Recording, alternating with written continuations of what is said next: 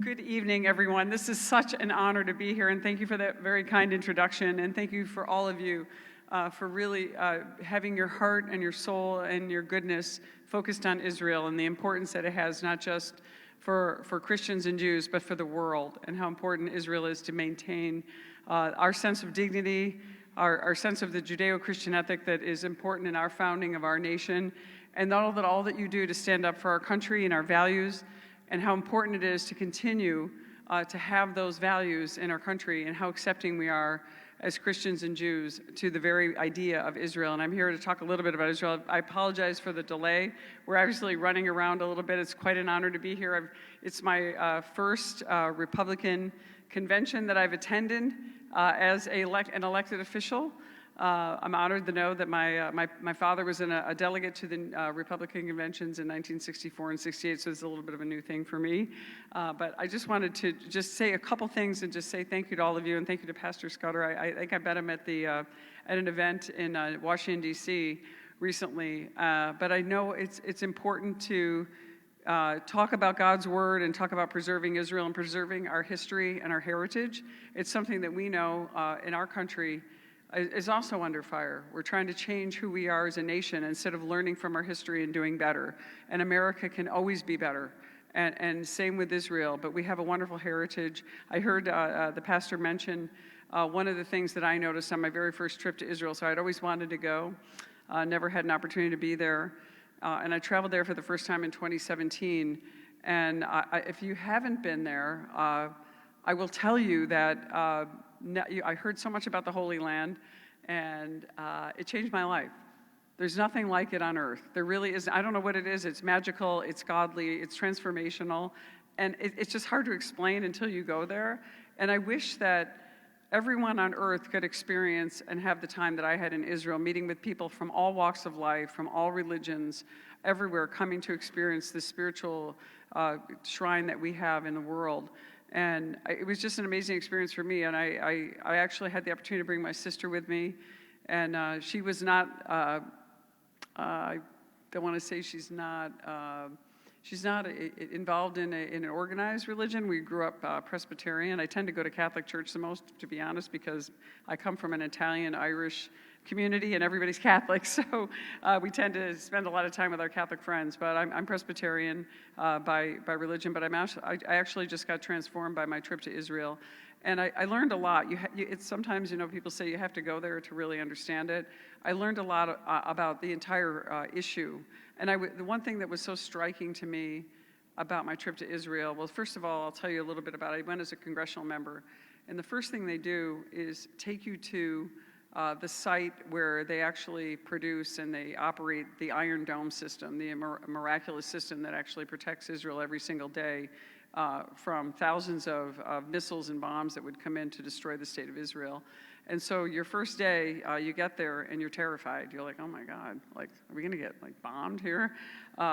And what's amazing about it is the lives that it does save. And we saw a video on how they created the Iron Dome, how they keep the community safe, how they have a democracy, the only democracy in the Middle East that we have right now functioning, how the Iron Dome actually protects people. They showed a wedding where you could see the Iron Dome firing off in the background, and people were safe and they were able to continue their celebrations and have the Iron Dome. But what I was most striking about it is the optimism and the inspiration and the biblical nature of the Jewish people, and how opening they were to us to want to talk about the Word of God and wanting us to experience everything that was Israel. And we actually had a moment where we got to go to the Church of the Holy Sepulchre, which is where the tomb of Jesus Christ is. We just kind of walked down this trail. It was like, we went real early in the morning, so nobody knew, it wasn't crowded. It was like about 5 o'clock. It was still dark out. And as we're walking down this trail, we had, actually it was a Catholic priest explaining to us everything about what we were going to see and where we were going. And we got to the Church of the Holy Sepulchre.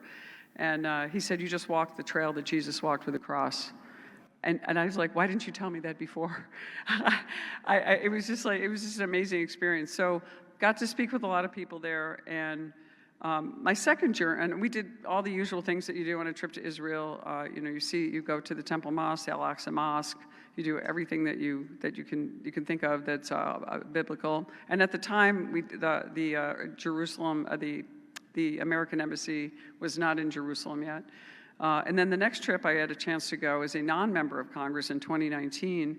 And on that trip was even more interesting because I was able to travel to an area of Israel which is really the home of the Jewish people, known as Judea, and Samaria, which are now under sort of the zone territories. They were split under an agreement many years ago that really took this native homeland of the Jewish people and kind of decided it was going to be divided. And Judea is named for the Jews. That's what Judea means, the homeland of the Jewish people. We went to a farm that was run by a rabbi, and you could see at one end of the farm when we were up there, there was a lot of praying. I actually went with, at the time, with Mike Huckabee, the former governor of Arkansas, and who had been going to Israel since he was 17 years old. And we got to this site, and you could see the rabbi explained to us what was in the background. We could see the Dead Sea in the background, and on the other end, you could see Jerusalem just glimmering in the background. And it was actually the area where Abraham wrote all the Psalms, and it was really kind of incredible. But I realized that these were peaceful people. They were building a retreat for everyone of all denominations, all religions, to be there, to understand, to worship God in a way that we could all understand, and we could all be together in unity and care for each other. And it was at that moment I realized this was what was called the Gaza Strip, the West Bank. This was a negative connotation that was given a lot of negative views of people who were so-called settlers and not supposed to be there, and they were actually Jewish people going to their homeland. And so it really kind of upset me as I continued to see this negative view of this area of the world and this area of Israel. And, I think that we, as I talk about history, we need to talk in the terms of truth. And the truth is, Judea and Samaria are the homeland, the original homeland of the Jewish people, which is why I put a bill forth that said that we had to refer to this region as Judea and Samaria. And when we had items or goods produced there, it would not be called the West Bank because it is an attempt to eviscerate the Jewish people and the Jewish homeland. And so it wasn't meant to be hostile of any sign. It was just, we need to tell the truth. If you're not telling the truth, then you're just papering over what we need to know in order to make good decisions, in order to understand how we move forward in a way that's peaceful and harmonious. And so, as a legislator, I think it's really important that we continue to recognize Israel and the importance it has in the world, and especially the Middle East. I've also traveled to a number of countries in the Middle East and met with them, and I consider myself to have very good relations with a lot of different countries that you might think might be hostile. They're Arab nations, they're monarchies mostly, but many of them recognize how important the Abraham Accords were. That was an historic agreement that President Trump put forward to actually bring together some peace and prosperity to the Middle East, to give all the people in the Middle East, regardless of their religion, an opportunity to thrive, an opportunity to have economic prosperity, an opportunity to live in peace together, much like they do in Israel. Israel is the only country in the Middle East where everyone is represented in their parliamentary system. It's not, if you are not, like if you go to the other Arab nations, if you're Jewish, you're not represented. If you're of another religion, you're not represented in their parliament or their kingdom. And so it's very unique in that way, and I think that they were setting forth a model. So the Abraham Accords are really important. I've met with a number of different nations. In fact, I was in Saudi Arabia, and they were very anxious to be added on to the Abraham Accords. I was meeting with people from Lebanon who want to be added to the Abraham Accords. They want peace, they want prosperity, and they want everyone to understand the mission of the Holy Land. So these are really important issues that I used to, when I was young, I know you have some young kids here, so I can tell you when I was really young, I used to hear about this. I'm 63 now, so this has been, the battle in the Middle East has been going on for centuries. But when I was young, my eyes would glaze over and say, I can't understand all these issues. And one day I finally said, this keeps happening. I think I need to dive in and learn about it, and I did. And it's the best thing that I've ever done. And I continue to be very interested in the history and every nuance of what's happening in that part of the world, because it's going to affect us everywhere. It's going to affect peace, not just in the Middle East and throughout Europe and throughout the Mediterranean, but also that's going to transfer back to our communities and our country. And as long as we are seeking peace and we're seeking some kind of justice and fairness and truth, I think you're going to see that happening. But one thing you cannot do in the Middle East is project weakness. Right now, weakness is the most dangerous thing that we could do.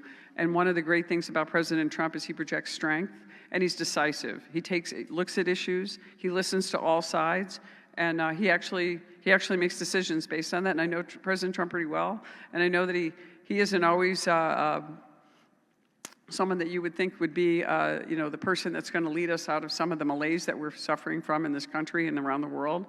But he does have a vision, and he does have strength. I've never seen, I have to tell you, while I'm in a house of worship, I guarantee you that the reason President Trump is alive today is because of God. It's God's intervention. I think that's really clear.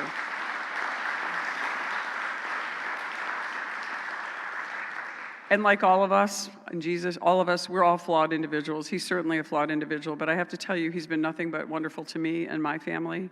And so I do think that he is going to be the man for the future, and I don't mean to get political here, but I just think in terms of just what we're doing and making decisions and making sure that we keep our eye on the ball and make sure that we're continuing to fight for what we can in terms of peace in the Middle East and peace around our world.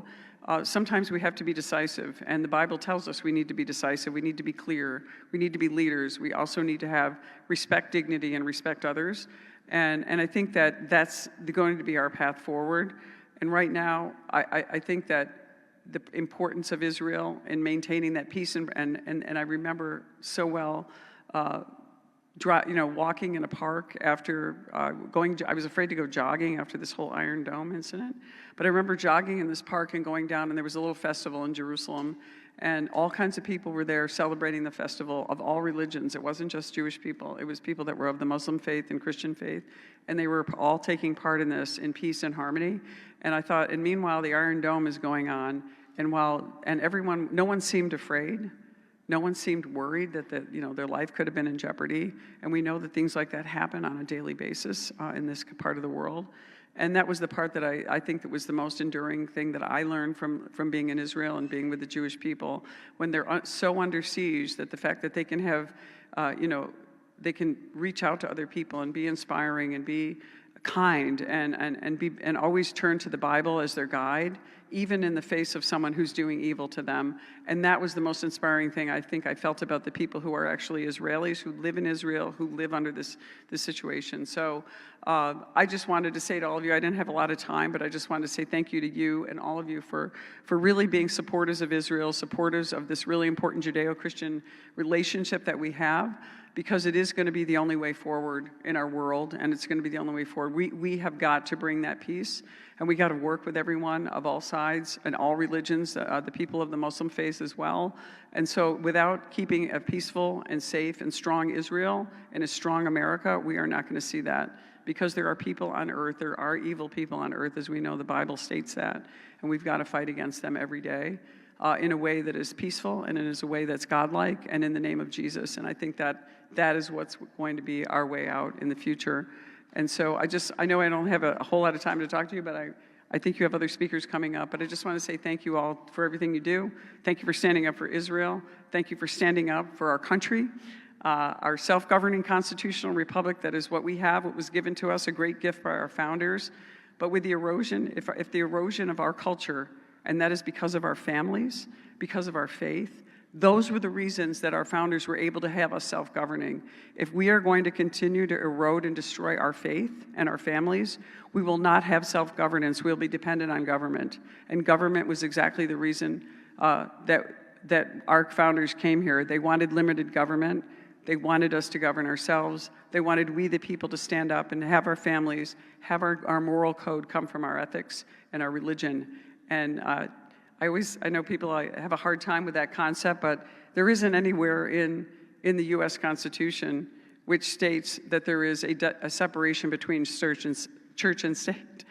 Our founders were about making sure that we had a cultural identity through the Judeo-Christian ethic, and that we were able to have our families, so we weren't dependent on government. And right now, we're at a crossroads. Young people are being told that if you have government, you don't need the religion. You don't need religion. It's kind of like when Castro took over and told the Catholic people, you don't need the Catholic Church, you have me. And those things turned out to be very deadly and dangerous for those people. They lost their freedom, they lost their rights, they lost their families. And that's why you see so many people looking for faith, so many people looking for an ethical code. And it's always been here. It's here. We have it. We just have to recapture it. And I think the relationship with Israel and the United States and Christianity, I think, are going to be things that are going to bring us in the future forward to self-governance and to be able to have a limited government that is not telling us how to run our families, not telling us what our ethics are, but actually we are the people that are determining that. And so I hope that you'll continue to be inspired by what we have as a government, if we can keep it, as they say. But I also hope that you are continue to support Israel and their mission to bring peace on earth. So with that, I don't know what, I'm looking at the clock and I know that I'm over my time, but thank you so much, everyone.